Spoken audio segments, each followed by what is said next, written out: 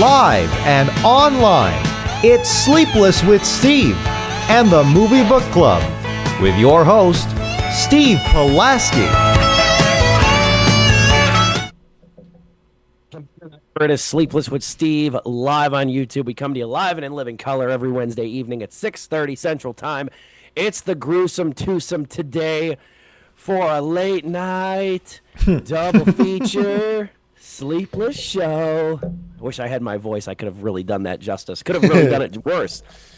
We are doing a double feature tonight. Kind of not really last minute. We planned this over the weekend, but being the fact that we all saw, including Joe, who's not present tonight, we saw Iron Lung, and we were planning on reviewing Send Help. We're still going to review Sam Raimi's Send Help, but since we had some pretty impassioned thoughts in the group chat, all three of us, about Iron Lung, we figured we'll throw that in here as well, too, just because of the fact that, we were just even talking in the green room, too, before the show. I think that movie is going to go down as one of the most unique success stories of the year for really any medium. So I do think it warrants a dialogue as well. So I got Dominic Guanzon here. He's kind enough to host the show. I've got laryngitis, which explains why I sound shittier than normal. But what we're going to do today is, for the first half of the show, we're going to review Sam Raimi's Send Help. And then at the intermission clock, once that clock pops up for us, we'll give our closing thoughts on Send Help. Take a brief intermission, come on back, and then for the last half hour of the show, we are going to talk Iron Lung, the new movie from YouTuber Markiplier, better known as Markiplier. His real name is Mark Fishbach. So we're going to talk that later on in the show. First things first, D, how are you doing today? I'm doing well, and I know it looks like I'm on the set of Iron Lung right now, but my back lamp went out, so we're gonna get some cool lighting here today, and I'm doing a-okay. Steve, according to Joe, you have your own Iron Lung going on, so hope you manage to get through this double feature tonight.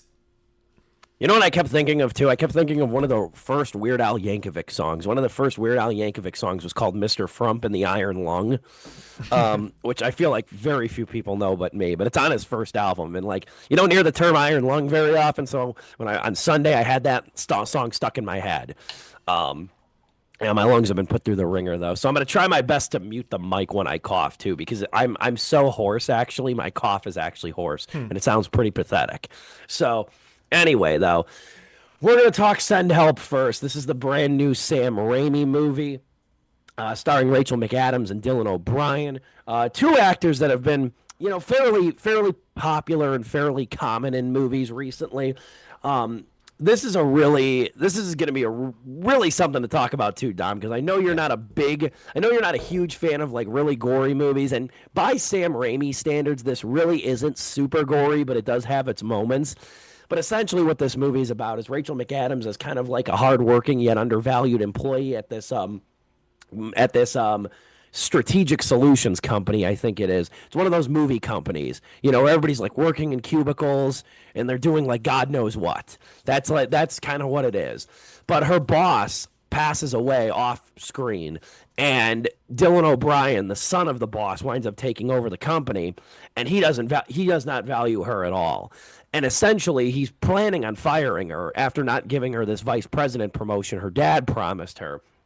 But instead, he gets her to come along with this business trip to Thailand on this private jet that winds up crashing off the Gulf of Thailand and winds up going to this uninhabited island. And it's just the two of them as the survivors. And so he's got a broken leg. She kind of nurses him a little bit, but relishes in the fact that she's now in charge as opposed to him. And it's kind of like a waffling power dynamic sort of movie in that way. And it basically revolves around Rachel McAdams using all her knowledge that she ostensibly gained on the reality show Survivor, which is her favorite show. And books, a lot of books. And books, too. The one thing this movie's missing is a cameo from Jeff Probst. I was really expecting that. I kind of was, too, yeah. I was really expecting Jeff Probst, to turn up, or even in a dream of telling O'Brien's character, the tribe has spoken or something. I was really hoping for that, and it never happened. And I was kind of disappointed because I love Jeff Probst. But anyway, though, again, this is directed by Sam Raimi. obviously famous for the Evil Dead series, Drag Me to Hell, a bunch of movies too.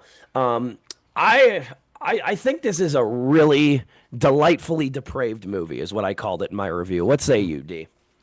Yeah, the thing that really drew me to this movie was, of course, like the class sociological, analysis of it all. But knowing this is a Sam Raimi joint, I know it's gonna get ugly. I know it's gonna get gory, and the marketing certainly aided that fact. But I was this is as the most bottle episode looking movie that you can have for a setup. It's literally two people trapped on an abandoned island. So what exactly is the dynamic? How does that go? You're going like full Lord of the Flies, but with literally two people, which is a classic setup. So what do you do here? Oh, it's a boss and their subordinates. So then that's again something else to elevate that. But that's what really drew me, and I'm just happy to report that it truly explored those things. It went deep into the person, the psyche of these characters, and I think story-wise, I think it ends in a really satisfying way that, but still raises questions. Still, again, balances that maybe intellectual side with that more societal commentary side, because it's got a lot to say. Very obviously, you can't even deny it. But also with the characters that it creates. So I thoroughly enjoyed this. Rachel McAdams is always wonderful to see. Scott Mendelson, who I know I've commented before, he doesn't write for Forbes anymore. He writes for his own Substack, as many people do. Scott Mendelson, though, in his review of the movie, I read after writing mine, he wrote that like Rachel McAdams started to become a movie star when they started to not, when Hollywood started to turn away from making the kind of movies that she started making, sort of like romantic comedies and broader comedies and things like that. So Rachel McAdams, I think, has kind of like sneakily, quietly kind of had to like reinvent herself in a way, because Hollywood's not really making comedies too much anymore. So she's gone on to do different movies like Disobedience, Are You There, God, It's Me, Margaret, which was really good, and a couple other different ones too, like Southpaw and a few others. And she's worked with Raimi in the past too, I do believe. And she's really strong. It's a very physical performance for her, and she nails like the caustic wit too that she needs for the character. Once she starts to like own her power and start to realize that like she knows how to do everything. She knows how to start a fire. She knows how to build shelter. She knows how to cook. Her boss is useless, and her boss isn't her boss in this particular setting, and he's incapacitated. Like, she slowly starts to realize that she's in charge, and it's fun to watch her maturate in that. She also has a really great scene with a sort of modestly believable CGI boar.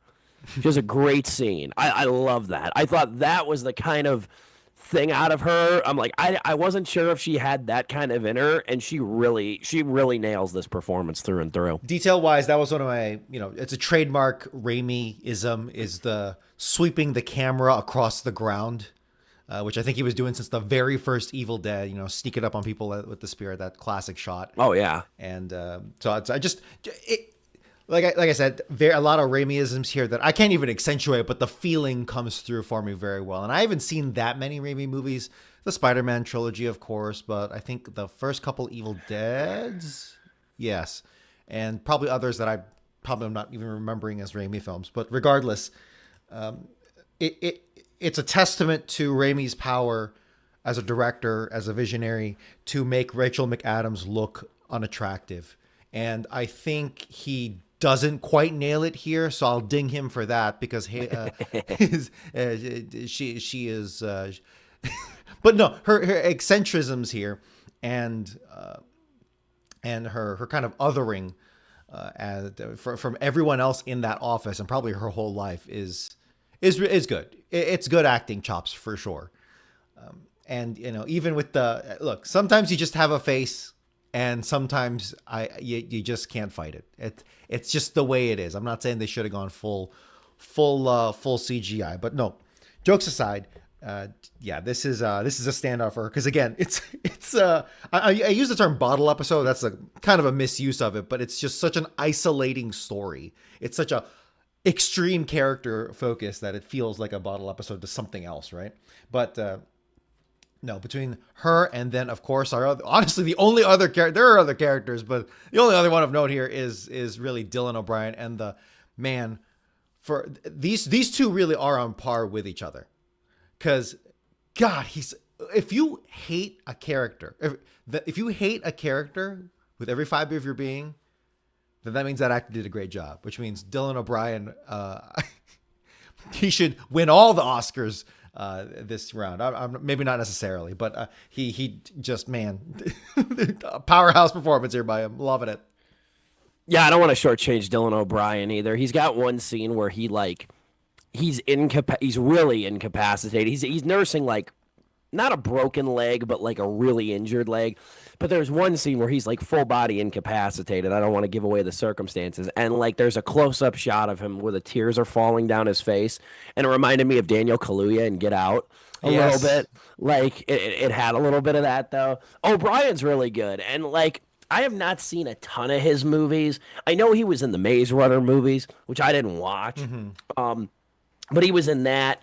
I know he was in the Transformers movies and other series I didn't watch, though, too. But I know he was in Catherine Loves Teen Wolf. I know that much. And Not Okay, he was also in as well. And I think he was also in that Saturday Night movie, too, that SNL movie. Like, I haven't seen enough of him to really form a solid opinion on, though, but I think this is one of his finest performances, just based on the fact, though, that he can be blanket evil in so many ways. And that's really kind of different for him, too. Yeah. Because normally he's used to being the protagonist, or he's used to, like, acting around, like, green screens and stuff like that, too. So I think he kind of relishes playing an actual defined character type in this movie. In so many ways, he's a baby. He's just a big old baby. And it comes through so effectively. The mix between he's a infantile kind of person who has never really worked a day in his life, but still has that level of emotion to him, while still trying to put up a front with machismo and the arrogance of a CEO of that however many millions or billions that he's making over there. And then match that with the situation, the circumstances that he's in. Just thoroughly impressed by it. This is I know that he's already in the mainstream, but I'm hoping that this is like another big like mainstream crossover for him, for people who like me who are already sick of the Hunger Games-esque movies type, teen dystopian movies. By the time Maze Runner came around, I really didn't give a shit, but which is a me thing. But I'm hoping that this one was a really good showcase for him. Yeah, there's not many actors in this movie, too. One of the only other recognizable faces, too, is probably Dennis Haysbert, who you will know from the Allstate commercials. Oh, sure. He's in this Bruce Lee. A little bit in the exposition. He's in the beginning portion of this. We saw this fun fact, and this doesn't impact my rating at all, but Catherine and I saw this in 3D, really because of the fact that it was like, I did not know this was going to be in 3D. Yeah, I did see it in 3D. Yeah, I had to see it late at night. It was like a 9:30 p.m. showing, and by then I guess all of the standard shows had already passed. So yeah, I had to do 3D. I was kind of curious to see what the 3D was going to add to this, and it really doesn't add much. It doesn't. It doesn't add much. The plane crash looks cool in 3D. I'll give it that. And then there's one scene, I don't want to ruin the circumstances, but I honestly think the best 3D scene involves tuna fish. Quite frankly, if you remember in the beginning. I guess so, sure. Just the way it like protrudes to the audience. Yeah. I thought that was all right too. Yeah, it doesn't really add a whole lot, too. I guess the wild boar sequence is kind of cool in 3D, too, with the blood splattering, Yes, But that's what I was going to bring up. Yeah, I guess that you could call, too. It's interesting. I didn't know how many other people were going to see this thing in 3D, so I'm glad you did. Yeah, I mean, it's a subtle 3D, as opposed to, what? Jackass 3D, where they were intentionally flinging shit at your face in order to accentuate, hey, this is 3D. and that whole era of, or like even early 2000s 3D.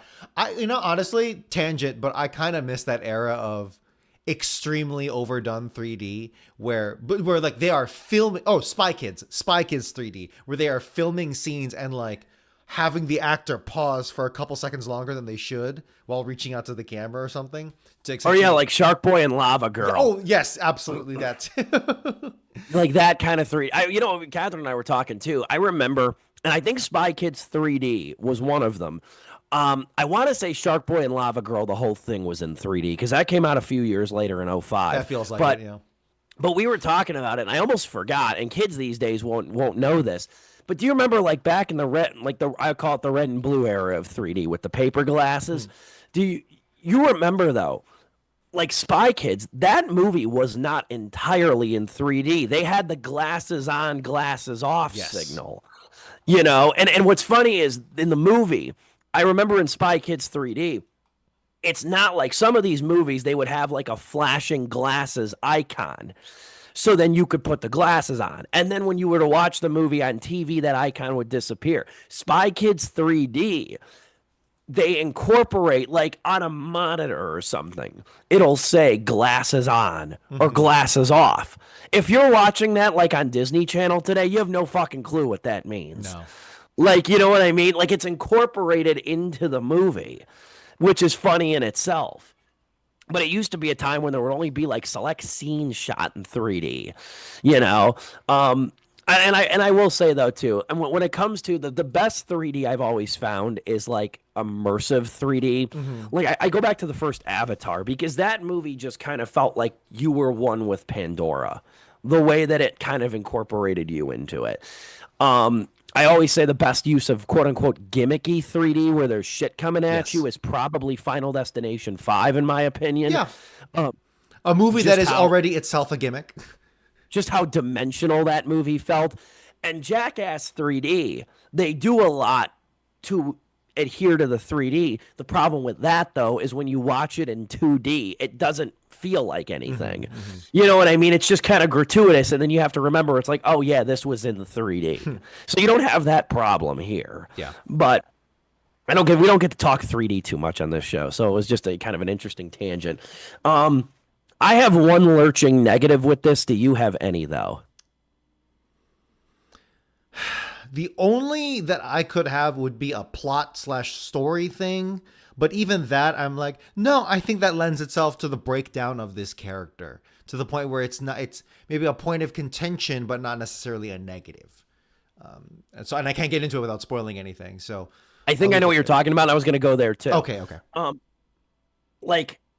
And you can't talk about it without spoiling it, but it comes during the third act. Yes. It comes during the third act, and it's a situation that leads to Linda doing something that I don't believe is really in her nature. And the thing about it that I don't love about it either is that innocent parties are punished. Yeah. That's what stayed with me with it. Like, is that like, and it gets so hard to talk about this, but it's not people at the company that were dicks to her either. Like, it's innocent parties that are punished. And I don't feel like she has that in her, Linda being Rachel McAdams. I would say that it's a fork in the road for how did he also write this?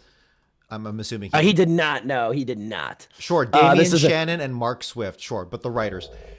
It's a fork in the road. It's like, okay, she doesn't have it in her, but this situation, this extreme situation where you're stranded on an island, that is probably the time where you find out it is in you, right?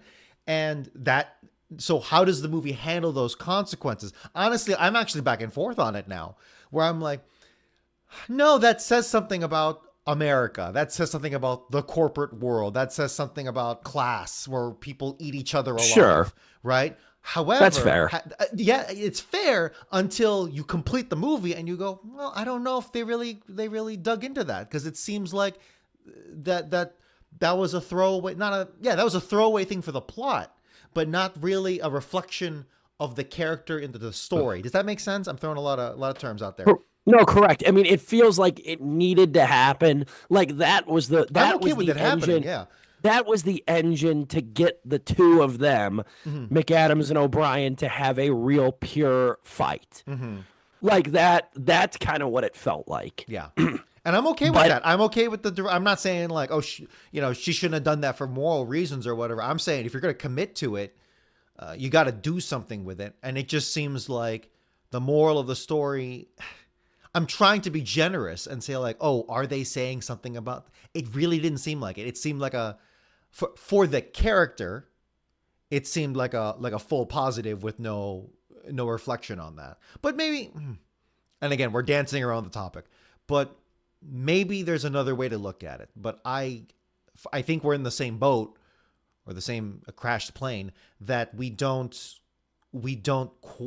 see that connection, because I think we know the writers, we know what the writers are trying to say, but it's not, that doesn't seem like the message. So maybe it's not what they're trying to say. I don't know.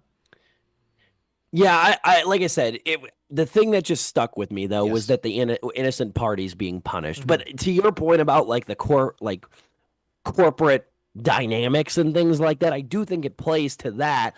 But like you said, it's kind of underserved by the end of that movie. Yeah, like it sets up for something larger than what it ultimately tackles by the end of it. And on it, look, I'm not saying that she should have declared passages from the Communist Manifesto or anything, right? But like, I think what people are going to come back to this movie for, other than it being a Raimi retrospective and just being a good movie, but I think what people are going to suggest it to, people are going to talk about this movie in that lens, because it's such a timely topic for people. And it's a timeless one too, but especially potent now in 2026. That's what people are going to watch it for. And honestly, I'm all right with it kind of transitioning from that dynamic, which it still maintains throughout the whole thing, but then transitioning to, hey, this is more of a character thing now. This is more of a character thing where we explore McAdams' character. We explore O'Brien. There's a scene where McAdams and O'Brien are sitting in a fire, and you're like, they're talking about their personal lives to each other, and it serves the plot greatly. But it also gives them depth. And I love that. I appreciate that. It's what this movie absolutely needed to do if you're going to have, a hyper-focused story with just the two of them. I'll say, too, that, like, this is a movie that, like, when I first saw the trailer for it, I thought it was going to be, like, 90 minutes. I thought it was going to be 85 minutes. Yeah, I was not expecting. It's an hour. Yeah. It's an hour and 53 minutes. But that's not a criticism. I don't think. No, this felt good. It's a bad. I think that this movie, it makes good use of its extra time, and I say extra being that like a movie like typically confined to being 90 minutes with credits.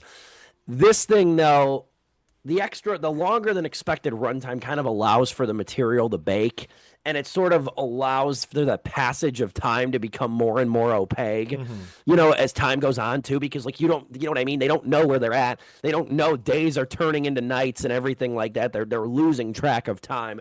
And it kind of loans to that too. And I was also impressed that like, for a movie that's longer than I expected it to be, it makes good use of its time. It really does. Yeah. Definitely. It's not flat-footed. It feels like a 90-minute movie. Kind of does, while yeah. Being 115. It whips by. It whips by. I will also add too. There's a couple moments of real Raimi-isms too. Like there's this like ridiculous monster at one blink and you miss it scene. There's like this ridiculous monster that like Raimi was chomping at the bit to get that in there somewhere. You know what I mean? Like there's a few good like scenes of gore, gratuitous gore, and some haunted house-esque things and whatnot too, which is always pleasant. With the way that Raimi does it and incorporates. There's a scene with a finger and an eye at one point. Oh god. Oh yeah. And they sit on that for a good like 5 seconds. It feels like it's so good. Well, a lot of other directors would cut away, like Raimi, like you could tell Raimi loves to just linger on it and make you, and like the squelching and the sounds and everything, like he loves to do that. He loves to like toy with audiences, especially now as that's become such a common thing in his repertoire too. I was damn impressed with this too. We might actually get to closing thoughts here before the intermission clock stops us, but I was damn impressed with this thing. I thought this was a really well done movie, all around. I think it's a great showcase for McAdams and O'Brien too. Oh yeah. And it's also too the kind of movie that like yeah, just more of these, and I'm glad it's doing really well in theaters too. Just more of these, like these. You could tell the director's got a lot of creative control on the material. You don't have that big of a cast. You got a concept that can be summarized in about 2 sentences too. You got well-defined characters, sort of this toying with power dynamics at the undercurrent of it all, and you got great scenery as well too. Like I think I more of these kind of horror vehicles, please. I enjoyed this one. It's 3 out of 4 stars for me. Yeah, man. I honestly, I was so impressed with it. I think I might. I think I might give this my first 4 out of 4. Really? Okay. I know it didn't sound like I was leading up to that, but even with that story quip, for the most part, this is such a thoroughly entertaining thing. I think if I were to show this to friends of mine, they would love it. They would absolutely. I can't think of a single person that wouldn't enjoy this movie. And not to say that that should be the defining factor, because for me, I just thoroughly enjoyed it. Because it says so much about power dynamics and class and also gender, the woman in a man's world classic thing without being too on the nose about it. But for me and feeling like a tight 90-minute movie, because it is a tight movie while being longer, that's always a big plus in my book. That I might. Maybe on a rewatch, I might bump it down. But for me, I think it's going to be my first 4 out of 4 movie in 2026. And I very much enjoy that. You think, and honestly, if this is the movie that was made as a result of Multiverse of Madness, Doctor Strange of the Multiverse of Madness, then you know what? That's some good math. That's some good math right there. I'm all right with that. Because I enjoyed parts of Multiverse of Madness, but then because did he leave that picture? No, he stuck with it all the way through. Okay, good. No, he stuck with it all the way. Yeah. But you could tell the moments that were unapologetically his. Yeah. It felt like Raimi moments. It didn't feel like a Raimi movie. Yeah. For sure. And I kind of like that one too. I think that's one of the better Marvel sequels. I think so too. It plays with some fun things. It falls prey to Marvel isms. Sure. And just being a victim of being in the middle of whatever timeline or phase that they're freaking in. But for me, man, this is a good original story. I think it's original. I know it's not based on anything, but it feels very original to me. I know the setup is extremely maybe not overdone, but it's just a classic setup with an original story with fresh things to say in a tight plot. And great, fantastic act.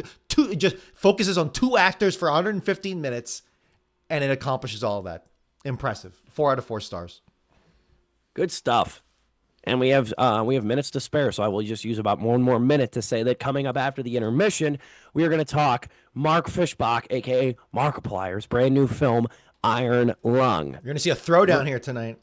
A movie that, in contrast, was 2 hours long and not very entertaining. So we are going to talk about this movie coming up too. This movie's making quite a bit of money. I think it's one of the great success for a bad movie. In my opinion, it's a great success story, and we will touch on that coming up here for the second half of Sleepless with Steve after a brief couple-minute intermission. Don't go anywhere. It's Sleepless with Steve live on YouTube on this Wednesday evening.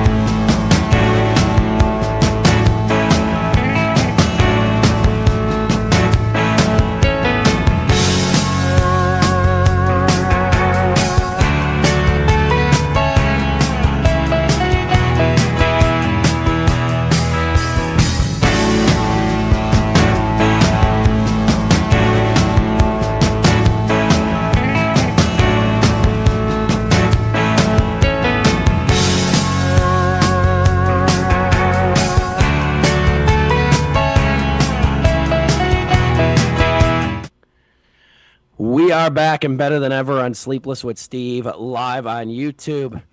Judging by your face, Dom, are we back and better than ever? They can. The people can hear us, just like the radio. I'm just trying to get Zoom on the screen.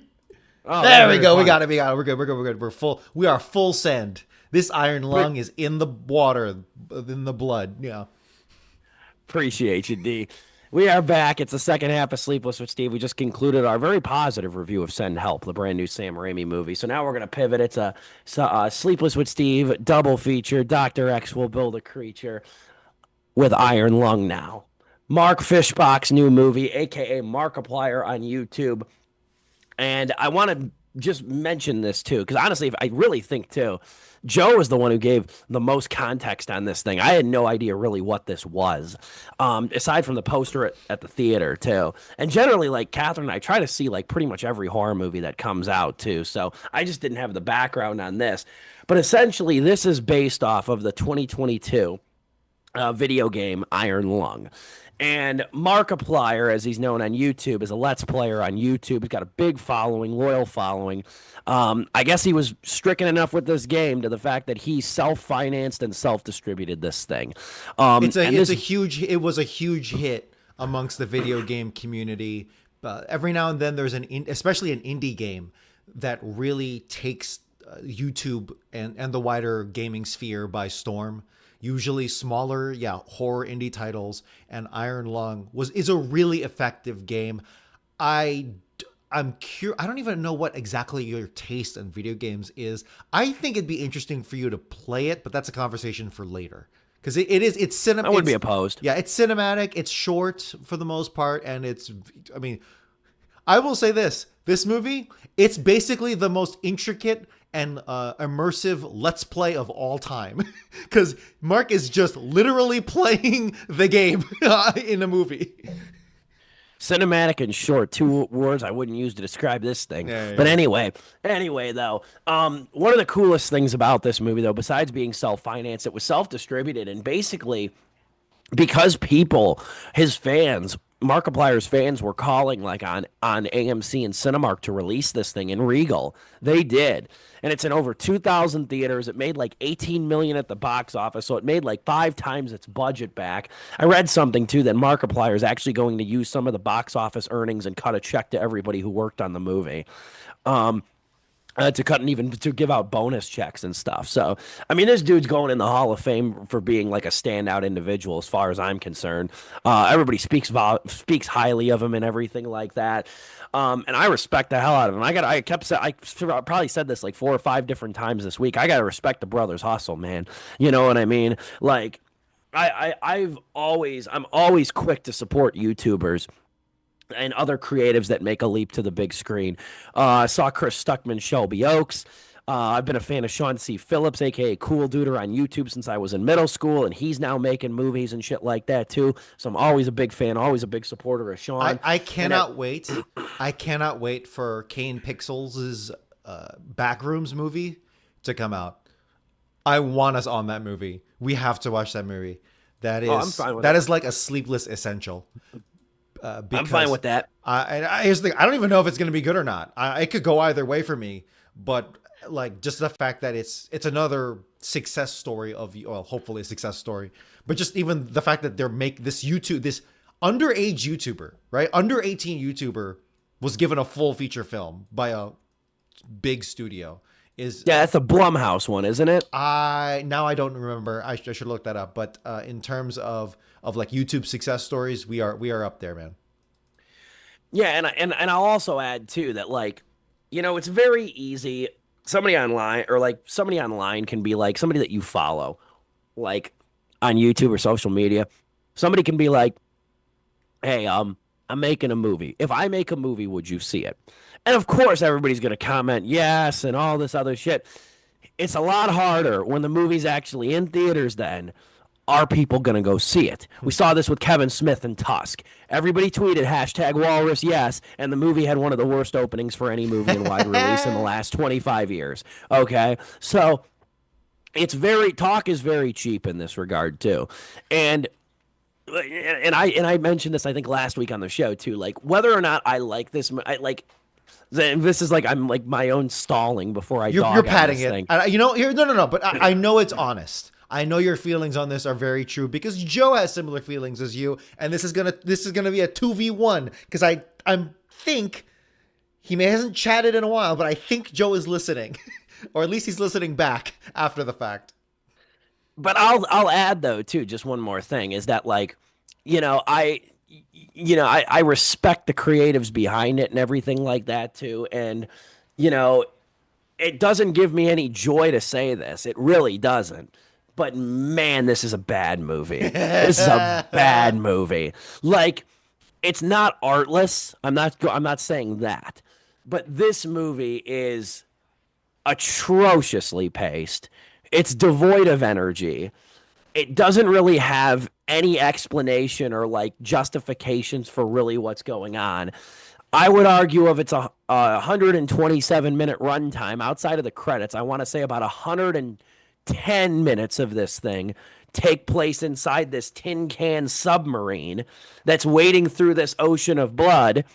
The only actor on the screen is Fishbach, and he sometimes can communicate via radio in the submarine, but mainly he's a convict who's deployed in this sub on this mission. He's by himself, and most of the dialogue is fuck that, fuck me, shit, oh fuck. Like that's most of the dialogue in this thing too. So, I mean, this thing is really, really, for me, this was a fucking chore to sit through. Like, this tests your patience like like the Desert Bus video game that Penn and Teller made. Wow. Okay. What a pull. But so for you, this film was the opposite of that Onion article, which is the biggest piece of shit you know. The worst person you know made a great point. No, it seems like the kindest person in the world made a shitty movie.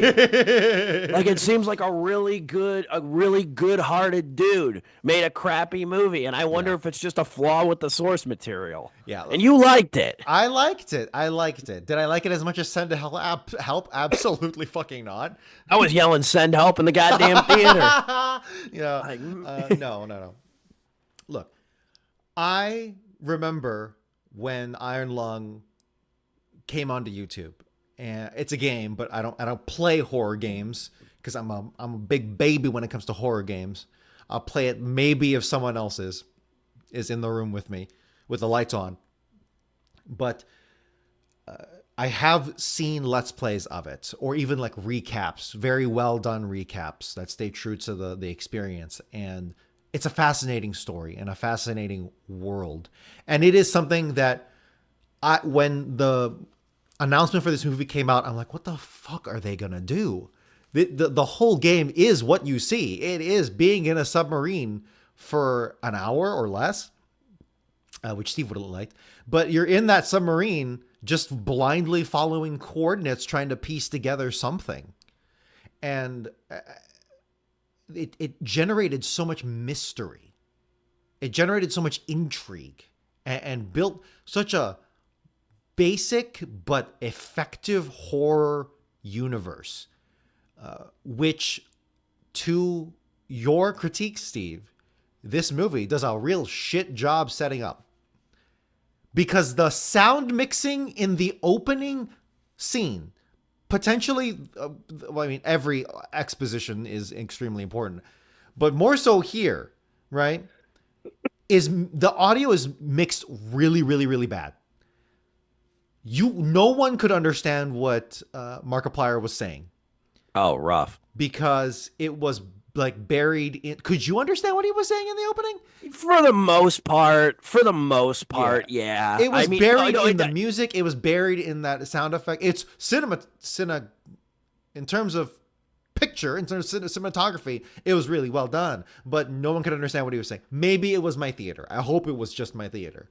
But that's an issue. But basically, what happens here is it's a really good setup, which is that one day, this spacefaring civilization, all of the stars and planets in the observable universe just go away. They just disappear without any explanation. And now you're just stuck in space with everyone else who happened to be in space at that moment. And you're just counting down the days until you run out of material and food and water. And I think that's and the only celestial body that has anything remote to any kind of resource is a moon with an ocean of human blood. That's eldritch metal supernatural shit that I absolutely adore. And part of the reason why I think me and others enjoyed this movie, a lot of it is rose tinted glasses because it's our good buddy Markiplier. I will admit that. And I'm not even the big Markiplier guy. I just respect him. But in terms of the story here, that has so much intrigue. It actually got me through the whole damn thing. Because I wanted to know what was going on here. And I was thinking to myself, how is this movie going to accomplish that? Are we going to explore other ships? Are we going to introduce a lot of other characters? It does not. How does it do it? Steve, I have to ask, have you seen the Robert Redford movie, All Is Lost? Yes. Okay. Now, this movie is trying to do that. And I think it does not do, I know it doesn't do as good of a job. Because at least in All Is Lost, you change settings. You do, like, he goes from his boat to a raft to, well, basically that raft, but like things are changing throughout the whole time. If anything, it's like Send Help, where you're trying to figure out, like, oh, okay, we can survive this way and that, and you get the experience of surviving with them. For Markiplier in that submarine, it's a little more. I actually haven't seen Das Boot all the way. I just know that there's long periods of times where they're stuck in there and it's claustrophobic. And I think that ultimately, it's not a fair comparison. Das Boot is obviously better. But for this film, I think what it does really well is maintaining that mystery, having that mystery and that intrigue, and having a competent enough execution of its plot points. The big problem that I will agree with you on is that this movie could have shaved like a good 15 to 20 minutes. This is at least. It's a minutia problem. This is not only directed by Markiplier, it is written by Markiplier and edited by Markiplier. Mark Fishback. I'll put respect to his name. And I think that's the issue. I think he should have directed it, written it, but then had someone over his shoulder. It's a George Lucas problem, right? He should have had someone over his shoulder going, no. He should have had Subtractiplier over his shoulder. Okay. That's who he should have had over his damn shoulder. Yes, very much so. So look, I said we were going to fight, but truth be told, and I'm not even backing away, truth be told, I'm like, no, I know what they're going to mention. I know exactly what they're going to mention because I felt it in the movie theater too. I really do think this comes down to, I don't think it's taste. I think it's comes down to our patience with the intrigue here.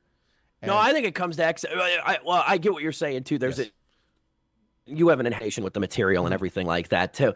I don't think I think it's an execution problem. I really do, because I have long been a proponent of movies that are singular setting. Yes. I liked All Is Lost quite a bit. We did not like the movie. What's it called? Here or what's the Here was all right. I liked Here more than most. Which one?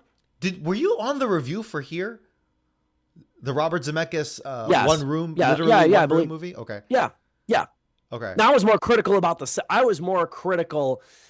the structure of that than I was about the singular setting. I like movies confined to one setting too. I'm often the one too. I've often called out critics that bitch about movies that are adapted from plays that criticize them for being too stagey, which I just don't really think that is a criticism, nor do I think that's really a problem in most cases. The issue I have with this movie, the ultimate issue, is that it's designed to be a slow burn, which is totally fine. But to be a slow burn, an effective slow burn, you have to have payoff. It has to come with some payoff. Now, I'm not saying there needed to be battleships amidst the blood or anything like that too, but there's no real payoff. We don't know. I did not leave learning more about the world, what the Quiet Rapture was, or anything than when I came into it. And then there's so much of this movie, because so much of the world building is done through dialogue, there's long gaps of this thing where there's no dialogue because the radio doesn't work. So a lot of what Fishbach is going through, he internalizes. Then when the radio magically works again, he should have been out of oxygen like a day ago or something. And that's a big plot hole for me. Yeah. Yeah, he should have been out of oxygen days ago. It feels like we missed something. It feels like there was pages of dialogue that have gone missing in this thing. So like it's an endurance test. It's almost like it's almost like Fishbach, it was like a writing challenge for him to try to do a movie like this that's as stripped down and as mathematical as possible for this. And it's not entertaining. That's my big criticism of the thing. It's not entertaining. It has nothing to do with the setting. Yeah, let me also note this is that I did watch it in a theater that was about half full, which is impressive.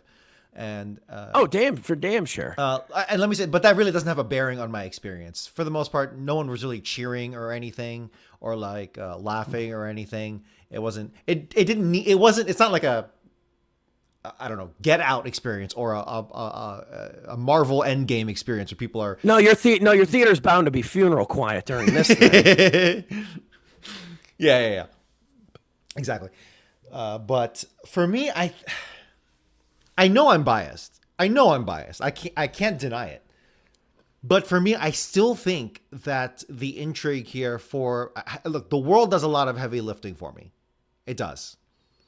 And I think the aesthetic, man, it's such a cool ship. It's such a cool submarine. It's such a cool freaking concept and conceit. I do agree with you. Really, with a lot of these critiques, I think it just comes down to my taste, my patience for the material here. And again, I don't. Actually, I'm not even a big Markiplier guy. I've seen a couple of videos of his, the famous Five Nights at Freddy's, reaction and all that stuff. And I think even the Iron Lung. Did I even watch the original Iron Lung reactions? I don't know. But regardless, I think it just comes down to me really, really invested in how slow of a burn we were talking about. Maybe that's what it just comes down to. I liked it, and you and Joe clearly didn't. And I can't blame you for it. Here's the thing. I actually can't. There's a stronger argument for you blaming me for not liking for liking this than me for you liking it or not liking it. You know what I'm saying?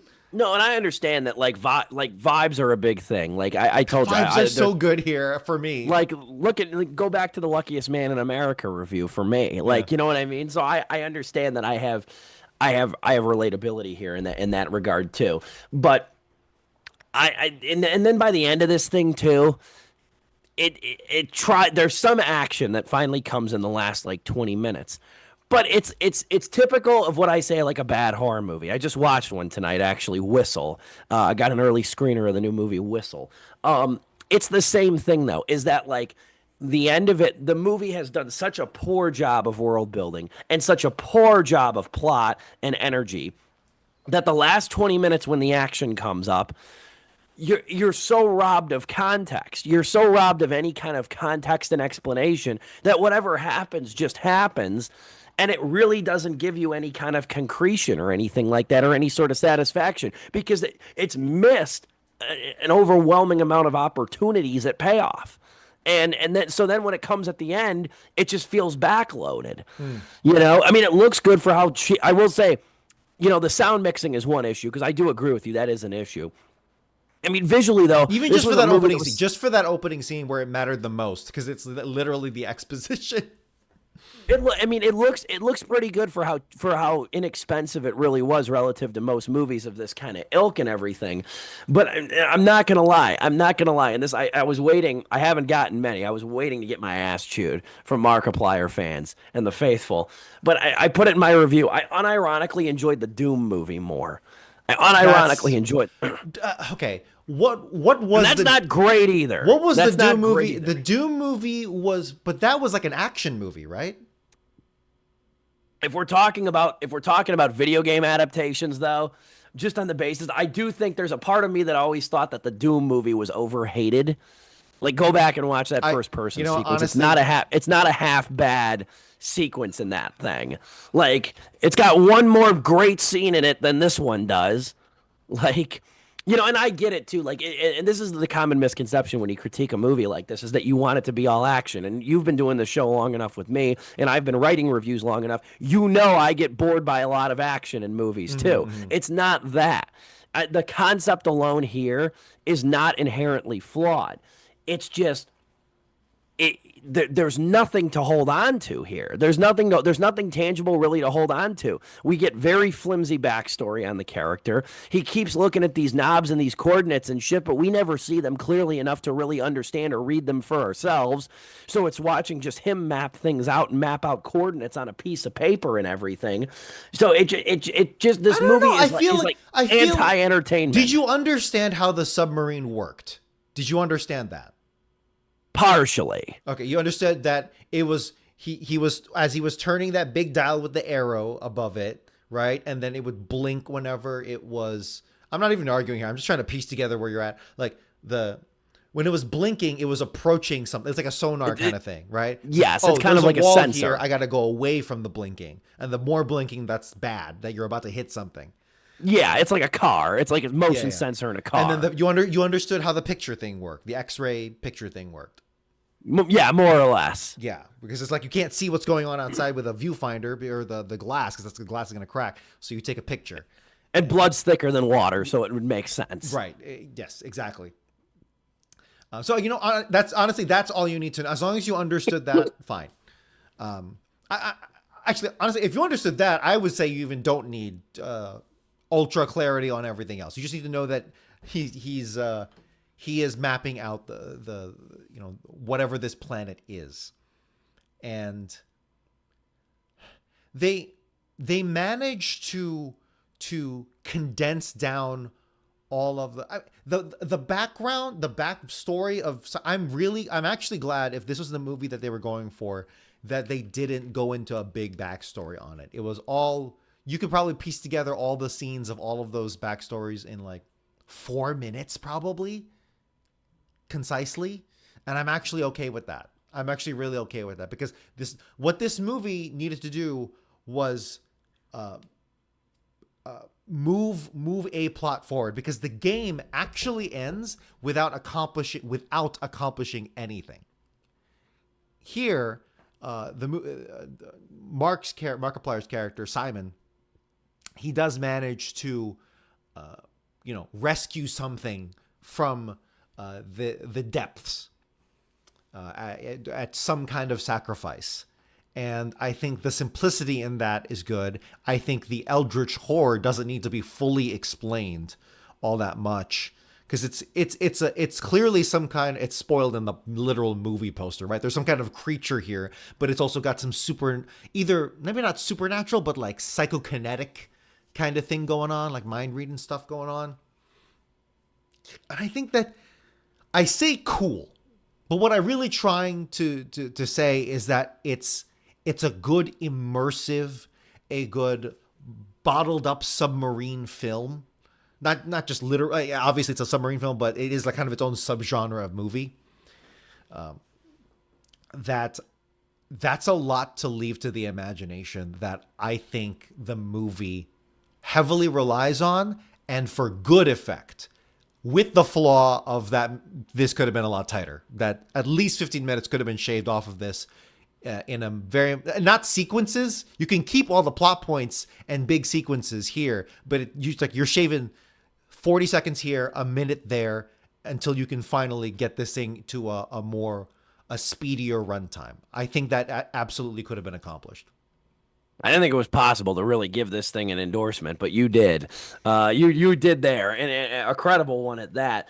I do feel like mentioning too that this thing also now holds the record for the most gallons of fake blood used for any production in American history. I think that's 80,000 gallons. At 80,000 gallons, it beat Evil Dead 2013. For the film that's about a blood moon, an ocean of a blood moon, because Iron Lung is now pretty infamous amongst, not infamous, beloved, and kind of a modern legend in like indie horror. Not even just gaming, but just indie horror concepts. I'm glad it's that. I'm glad it's Iron Lung. Yeah, I'll be the first. I'll say this too. I'll be the first to watch Fishbox next movie too. I am Like too. I'm intrigued. I wonder because now what's going to happen, and it's going to be interesting to see. Well, You know, there's I a hope lot. he learns. Oh yeah, me too. But no, beyond that though, because again, this is a success story by any measure. I cannot like the movie. I can not like the movie and be really happy with how it's doing. I have no problem with this thing making the money that it's making now and it's going to continue to make. The thing is though, what I'm interested about is, I wonder who he shopped this to, if anybody. I wonder if he shopped it.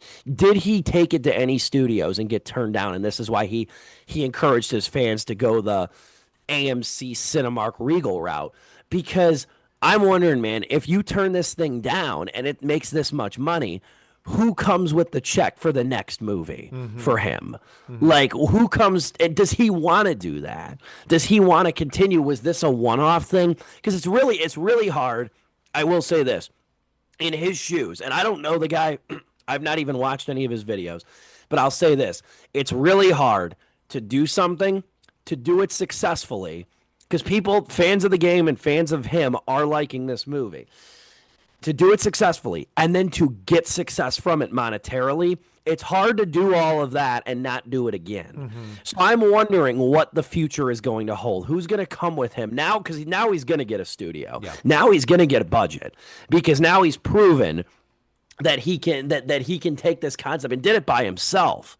You know what I mean? It's actually very Kevin Smith-esque, minus the studio involvement. It's actually very Kevin Smith-esque too. I would imagine that, like, and he's only 36.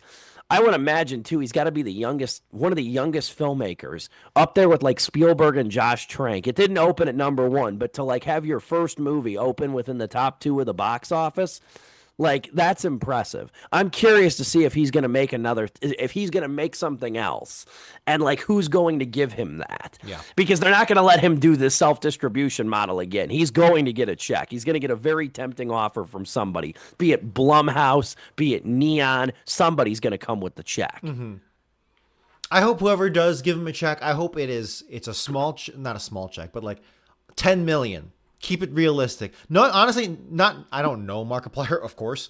Not even from, like, as a fan. I'm not that big of a fan.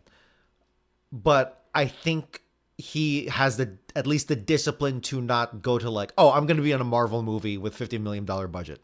No, he's not going to do that. Right. Because he was extremely passionate about Iron Lung. It's like an overextension of his love of this game. And the indie horror gaming sphere. And I'm curious what he's going to do next. Maybe he might do an SCP thing. That'd be interesting.